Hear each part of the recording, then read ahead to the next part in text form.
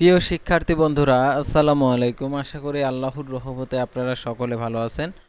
ময়মনসিংহ বোর্ডের এমসিকিউ সমাধান নিয়ে আজকের এই ভিডিও। অবশ্যই আপনারা ভিডিওটি শেষ পর্যন্ত দেখবেন। সাধারণত আপনারা অনেকে আছেন যে ময়মনসিংহ বোর্ডের আর কি অধীনে পরীক্ষা দিয়েছেন।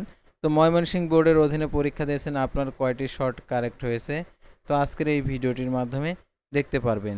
তাই ভিডিওটি অত্যন্ত গুরুত্বপূর্ণ।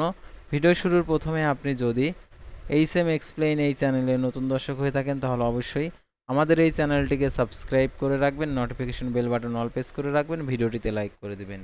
আর যারা ইতিমধ্যে আমাদের এই চ্যানেলটিকে সাবস্ক্রাইব করে পাশে রয়েছেন তাদেরকে অসংখ্য ধন্যবাদ। তো আর কথা না বাড়িয়ে আপনাদেরকে দেখিয়েছি। তো দেখতে পাচ্ছেন সেট নাম্বার হচ্ছে ঘ। তো আপনারা মিলে নেবেন প্রশ্নের সাথে।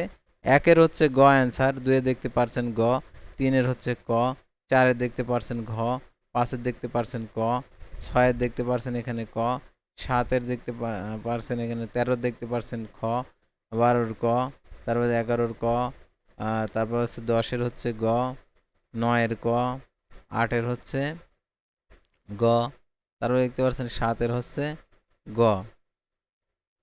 তো তারপরে দেখতে পারছেন আরও যে অ্যান্সারগুলো রয়েছে দেখতে পারছেন 14-র হচ্ছে ঘ, 15-র দেখতে পারছেন এখানে খ, 16-র দেখতে পারছেন এখানে ক, তারপর 17-র দেখতে পারছেন গ, 18-র দেখতে পারছেন এখানে খ, 19-এর দেখতে পারছেন খ, 20-এর দেখতে পারছেন ক, তারপরে 21-এর দেখতে পারছেন এখানে গ, 30-এর দেখতে পারছেন ঘ, 29-এর দেখতে পারছেন ক, 28-এর দেখতে পারছেন খ, 27-এর হচ্ছে গ, 26-এর ক, তারপর হচ্ছে 25-এর হচ্ছে গ, তারপর 24-এর হচ্ছে গ,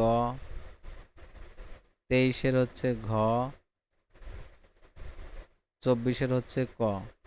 তো এই ছিল ময়মনসিংহ বোর্ডের অ্যান্সার। তো পরবর্তী ভিডিওতে আবারও কোনো নতুন জব বিষয়ে ভিডিও নিয়ে আপনাদের সামনে হাজির হব। সে পর্যন্ত সবাই ভালো থাকবেন, সুস্থ থাকবেন এবং আমাদের এই চ্যানেলটিকে সাবস্ক্রাইব করে পাশে থাকবেন।